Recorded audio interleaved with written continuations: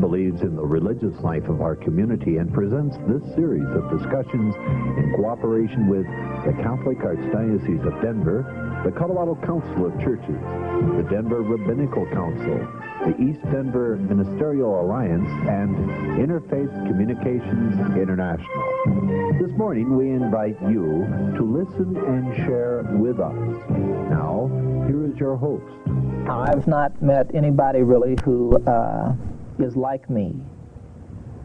There were things that occurred in my youth that set me, that sort of, I was going to say set me apart, and I don't want to set myself apart and up or anything like that, but it caused some people to push me away. I felt very alienated, and it's because the things that I felt weren't the kind of things that were going on around me. You know how cruel children can be to one another sometimes? I would see that, and I could not be part of it.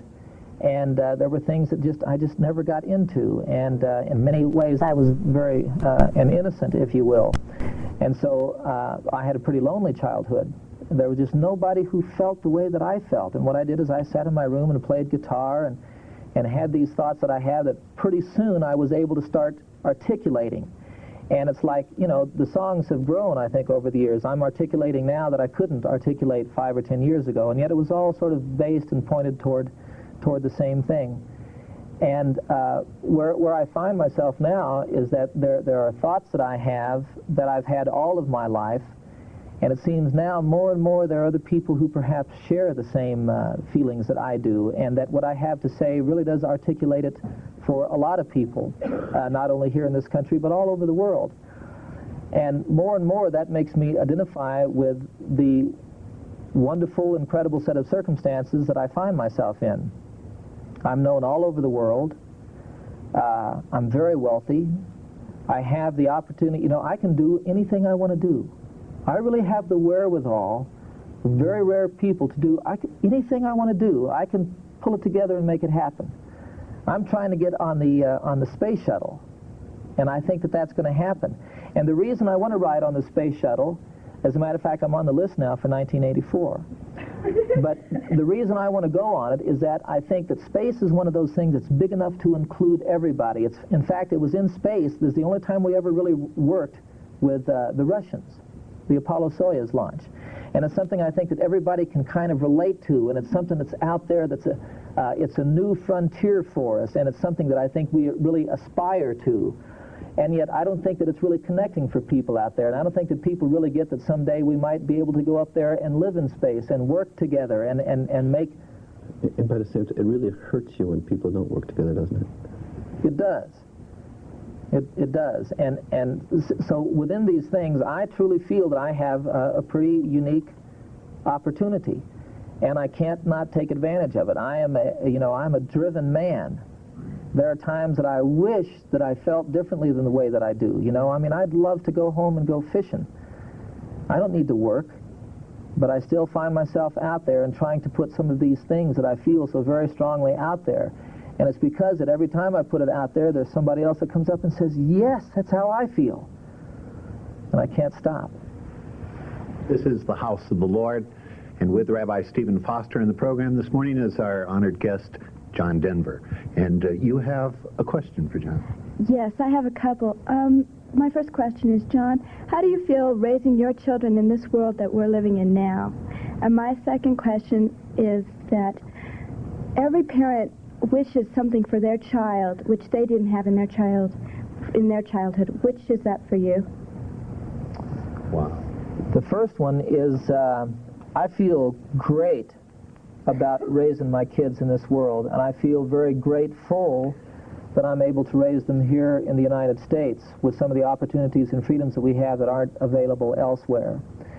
And it's within the framework that I can partially answer the second question. You know, I don't know. I would hope that they don't feel as alienated as I did or as alone as I did when I was a child, and yet that doesn't make the difference. You know, I want them to be able to do whatever it is that they're inclined to do, and I want to teach them some of the value of serving one another and giving of yourself and always being open and honest. And if I can impart that, I really trust them to get a great deal out of life on their own, and they won't need too much from me. You to share with our audience at home something about this June 8th evening for peace that we're going to have. I was contacted by Steve, I can't say your last name, Sidoric, who is the executive director of the...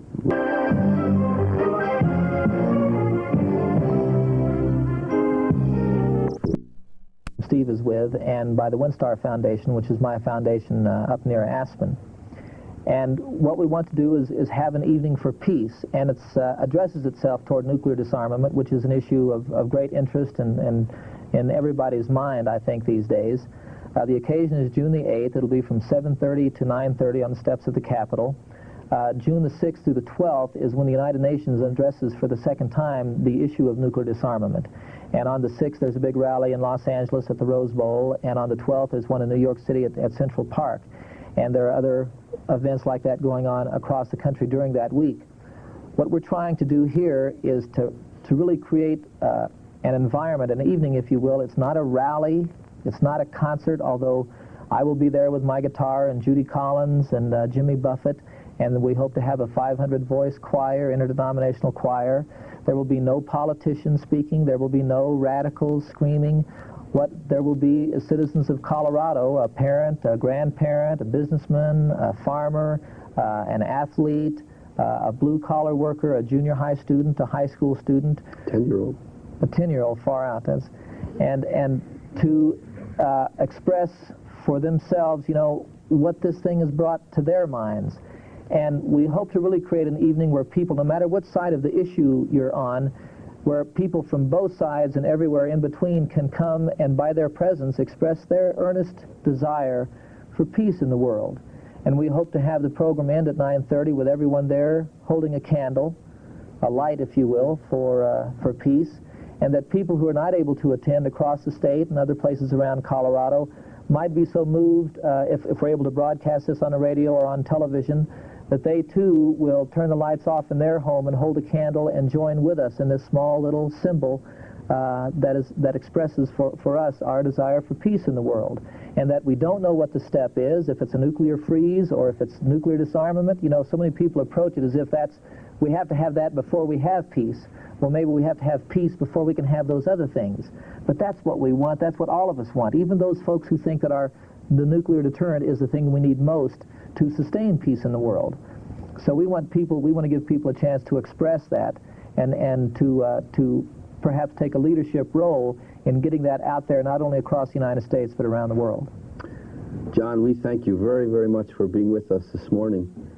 We've had as our guest this morning John Denver. I think all of you know who John Denver is. He's been speaking with us about his real sensitivity and his real caring about all of humanity. Next week, we're going to have John as our guest again, and we will be focusing in on that night of peace that John and the Colorado Council of Churches has planned for us on June the 8th, when people of Colorado can come together and say, we do care about peace. We do care about being together with one another. It's been good to have you this morning on House of the Lord, and John, we're grateful for your taking time out of your busy schedule to be with us. You are really an incredible human being, one who is a star and yet has not forgotten about what it means to be a human being, because you're a human being first, and we're grateful for your being with us. Thank you very much. You're welcome. Thank you.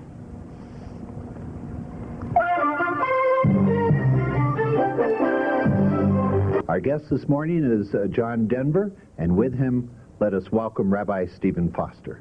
Thank you, Father McInerney. The word peace, John, means, in my tradition, completeness. Shalom means to be complete and to be whole. I know that you want to help make our world whole. One of the reasons that you're here with us this morning is to talk a little bit about yours and the Colorado Council of Churches' upcoming event on June the 8th. Tell us something about it, and tell us why we're going to have this Coloradans Evening for Peace. I love the definition that you give me. It completes something for me in a very nice way, and I appreciate that. We all hunger for peace. You know, it's something, as you mentioned in your opening statement, we've prayed for peace for thousands of years, and yet it seems to be so far away from us. The tragedy of that in the world today is that we really have the wherewithal to destroy ourselves, and not only ourselves, but perhaps the potential for all life on this planet. And that is new, and it gives an increasing urgency to dealing with this issue of war and peace and how we're going to live together or not live together on this planet.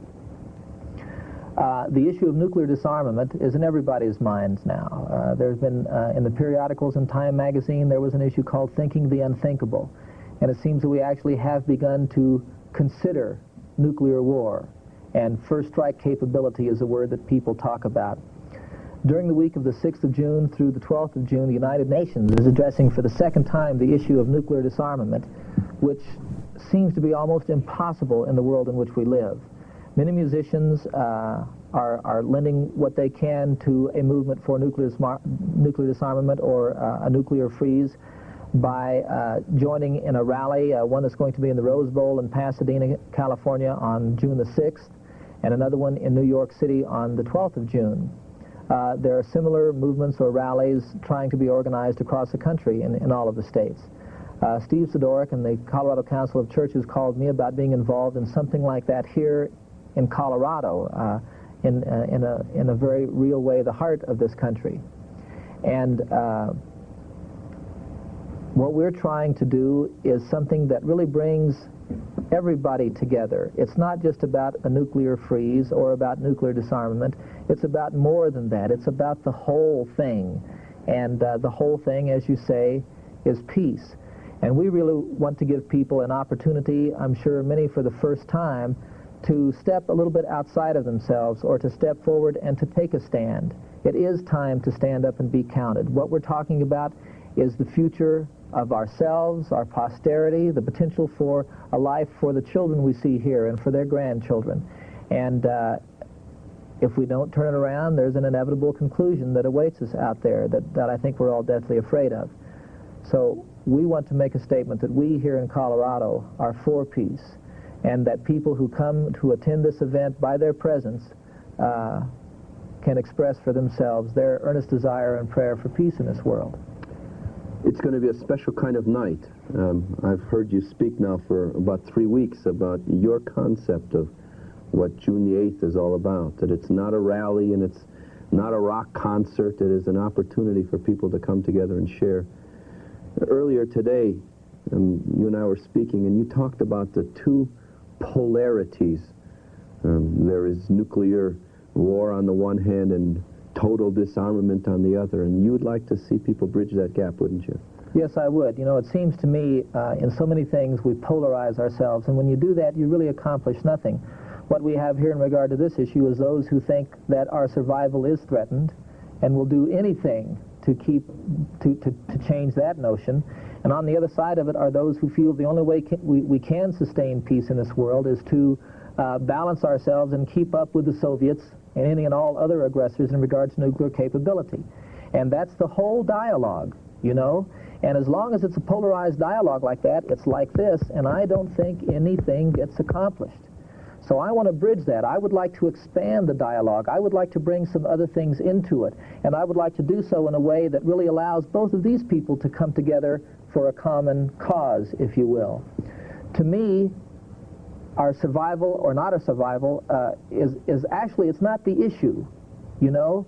And this thing of nuclear weaponry in the world is not something that we need to do more than do something about it.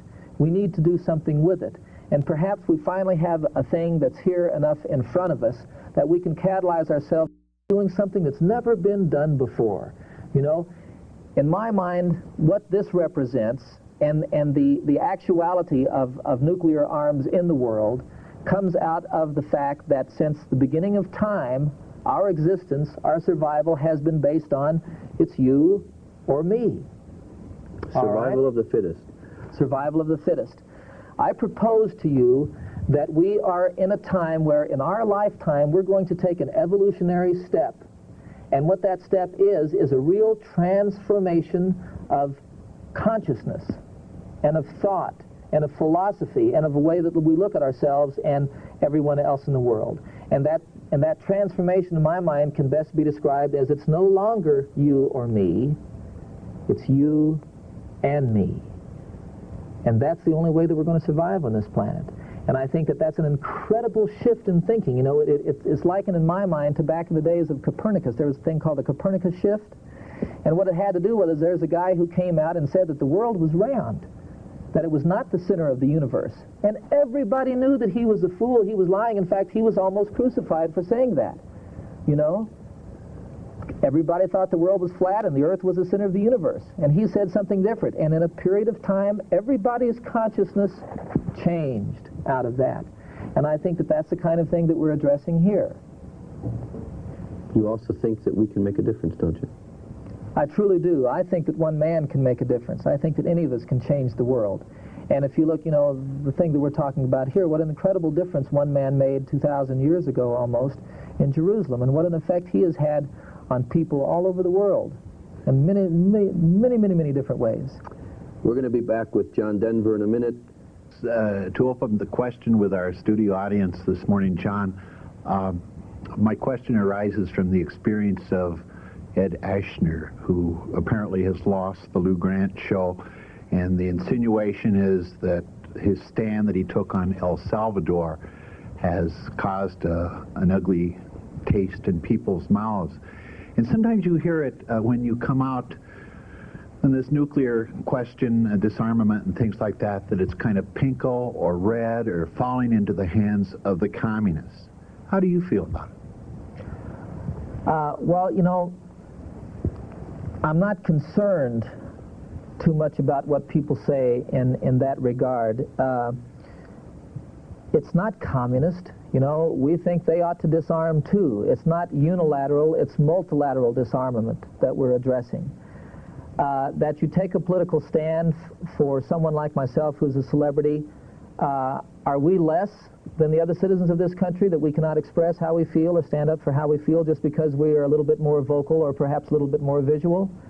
I don't think so. I think that I have the same rights that you do, and I refuse to not take advantage of those in this country. In regard to Mr. Asner, you know, I don't know what to think too much about his position on El Salvador or what he's doing with the Screen Actors Guild or like that. I think he lost his show before that came about. I think it had nothing to do, you know, if you're successful on television, it doesn't make any difference what you say out here. They're going to keep that television show going. And if the show was not successful, it was not successful. It had nothing to do with what he was doing outside. Now, it's possible that for his audience, his remarks started turning them off to him, and when the ratings slipped, that's why he lost his show. But that came from the people, his constituency, if you will, not from the network. For myself, if I'm risking my career, so be it. It's time to stand up and be counted. And whatever it takes, whatever it calls for, is what you have to give and more. You know, I want to just point out one thing about this question about whether you have the right. Not only do you, John Denver, as a celebrity, have the right, but it seems to me that a person in your position not only has the right, has the obligation, because I think more is expected of you. You are a leader in our community, not only in Denver, but you're a leader worldwide. People do respect you. They look up to you. They see a certain sensitivity that comes from John Denver that maybe doesn't come from somebody else they don't think as much of. People think a great deal of you, and if that's the case, more is expected. Not merely you have the same rights, but more is expected of you. I agree. And we appreciate what you're doing for our community this coming June. We welcome to our program this morning Pastor Jerry Klein. Hello, how are you? And you're from St. Philip Lutheran Church in Littleton. Got to get the commercial. You have to get the commercial then, yes. Good morning, John. I have two comments, really. They're not questions, but one, it was Albert Einstein who said that when we split the atom, we changed everything except the way we think. And I think that what you are doing is to be commended because you're trying to get people to see that we have to change the way we think. Not only about ourselves, but the way we look at the world. Secondly, I think people today feel that there's very little that they can do, perhaps. And I think that these efforts, such as the one on the 8th of June, give people all over this world, and particularly local people, the idea that, well, maybe there is something we can do. So these are just two comments, really, and I hope that we aren't limited to just this rally or whatever we're going to call this, but that we realize that we really have a mission of justice and peace in all the world. Good. Thank you very much. Thank you, Pastor. Another guest. Welcome. Good morning. John, I have a question that relates directly to a statement you made in last week's show when you said that you wanted to get a ride on the space shuttle because that was one place where you felt that the Americans and the Soviets had been able to cooperate. And we're very fortunate to live in this country where we have seen, and we still can do, make and affect political change in this country by groups and activists just such as yourself that call our attention to things that need to be called to. And I was kind of wondering, how do we get through the maze of government bureaucracy to get our message to the people, if you will, not just of our own country? We think we can do that here, but particularly in other countries where they may not enjoy the freedom of the press that we do here. I think that actions speak louder than words. And the message is not so much one that's going to people as it is coming from people. There are things that we have created as human beings to serve ourselves in the way that we relate to one another in communities and in nations, if you will. And some of these things are called politics and economics and technology and like that. And yet somehow we seem to have become the slave of these things. They're now running our lives. Politics is dictating the way the world is going today. And politics came out of people. And perhaps this thing that we talk about, this change of thinking, if you will, is really taking place. And if it is taking place, you know, obviously some people start thinking a little bit differently before some others do. And what happens is it's like there's a shift going on. There's a whole way of life that has been going on, and everybody thought that way. And now there's a few people starting to think a little bit differently. And as it changes, as it goes across the graph like this and changes, you know, some people aren't too quick and aren't too bright, and they just can't quite get it. And you see everybody around you starting to stand upright. You know, let's go back to prehistoric time. More and more people, more and more guys you see are standing around straight and tall, and you're still stuck back here like this, and you can't quite make it happen. Well, what you do, you know, your own ego survival demands that you say that you kind of pull them back down here or beat them up so that they can't stand so tall. And that people, what I'm saying is, get more and more rigid in their thinking if they can't see this new way. They get more and more tied to the old way. But the shift is going to take place, and it's going to come from all of us. And the more that we begin to act on this new way of thinking, if you will, more and more it will be felt, it will be seen, it will be observed. We'll want to kind of catch hold of that and to find that also. And I think it's within that and all the different ways that it can be expressed economically, energy-wise, in food production, productivity, in jobs. It's in all of these things that we're paying now for this incredible defense system that we've got built up. You know, it costs us so much. It costs us now, one of the things that keeps coming home to me, especially to the young people like you folks here, what programs are you losing in school because we can't afford them anymore? Are you in a school that's lost the drama department, or lost the school band, or no longer has girls' athletics? I'll tell you what that is payment for more nuclear bombs. And we allow it. And we can stop it. And we can stop it if we raise our voices loud enough. You're watching The House of the Lord with our guest John Denver and our host Rabbi Stephen Foster. Throughout the program, you've heard the name Stephen Zadorek, and that's the gentleman with me right now. Steve is Executive Director for the Colorado Council of Churches, one of the sponsoring groups of the House of the Lord, and with John Denver has been spending a lot of time working for the Peace Rally. Steve, welcome. Thank you, Mac. John, you've spoken on a very deeply personal level about your involvement in this issue, and it's like you've broken through the despair that you maybe have once felt and maybe still feel. And you've also said that You may run some risks to your own career, but so be it. What is there in you that allows you the courage to take a stand and to say something and do something on this issue? I appreciate that you suggest that I'm courageous. Most of my experience belies that.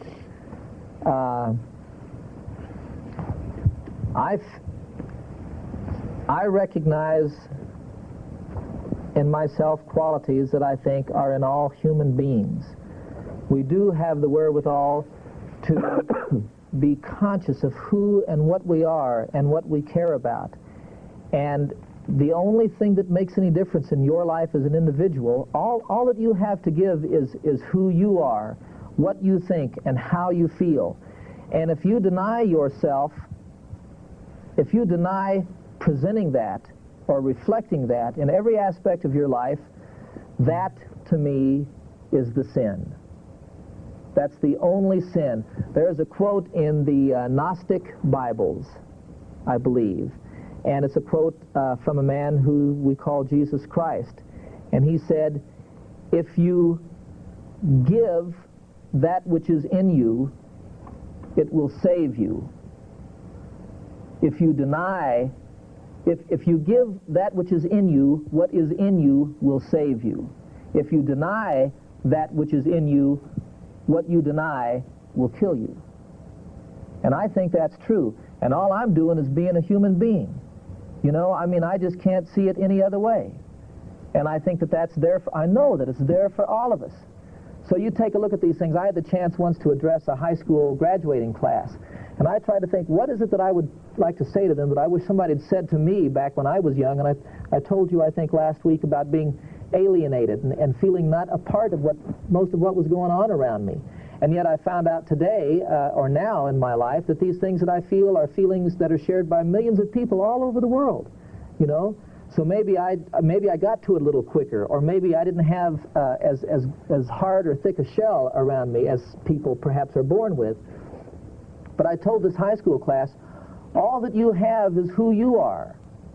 And if you try to be what everybody's going to like over here, or do what everybody else wants to do, as opposed to being yourself, you're denying yourself, and you're losing the only thing that you really have. The only thing, this moment now, is all that we've got. And it's up to each of us to use it, to share it, to show it, to give it, to make something of it. We have time for one final quick question. Mona? John, there are, in the bookstores, there are millions and millions of books that talk about what's going to happen to the world, how it's going to end, what's happening now. Do you feel that maybe you're banging your head against the wall, that maybe you're stealing a little time by trying to put a halt to the nuclear side of war, that you really won't, because people say, the Bible says, books say that we're going to kill each other one of these days? How do you feel about that? Well, I think that it suggests that that's a part of the future. I don't think that it says that that's the way it's going to be, or that that's the way it has to be. And I think that what is there for us, you know, it's like, see, a lot of people, you look around, and the particular area where I've had the most opportunity to deal with it is in the area of hunger. Do you know that I served on a presidential commission on world domestic hunger for 2 years under President Carter. And I learned a few astounding things. 15 to 20 million people starve to death every year. Do you know that the entire death toll of all the wars in history is around 60 million people? And now in our lifetime, we see that equated every 3 years by starvation. So I tried to take a look at what is it, why does that happen? How can a merciful God allow that to happen? And I think there's purpose in everything, and I think the purpose that is there and what will give meaning to the lives of those people is that when we see it and recognize that we can do something about it, and then do something about it. That is what will give purpose to the death of that child who starved to death in my life, in my world. and I will change that. We have all sorts of questions running around our studio audience, but unfortunately we don't have any more time. John Denver will be back with a closing statement with Rabbi Foster in a moment, but first, watch this message. You really wanted to say to that last question in the audience? Well, I was talking about hunger and starvation, which I think is difficult for a lot of people to get. But I'll tell you what ended the war in Vietnam. You know, there was a time when I was part of a group called the Mitchell Trio, and we went out and we sang a lot of protest songs. And I would have people, parents, come up to me after a show, and they would be livid and angry and say, "You can't tell me that my son died a meaningless death." And everything in them called to give some value to his death. And the only value that they could see is that he was over there defending what his country stood for. But it was those people who later on ended the war in Vietnam, and what they realized is that the only thing that gave the death of their son some meaning was that that's what it took them to change their way of thinking. And that the greatest service they did to that child they lost was to all of a sudden stand up and say, wait, this is enough. This is enough. And we don't want that to happen again. And John, I just want you to have the last couple of minutes to tell our friends at home about June the 8th again, just very briefly, and encourage them to be with us on June the 8th. June the 8th is an evening, a gathering, if you will. It's not a rally, it's not a concert.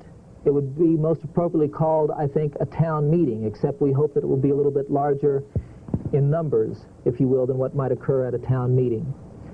It's an opportunity for all of us, regardless of what our position is on nuclear arms in the world, regardless of what fear might be in our lives about the threat of Soviet aggression.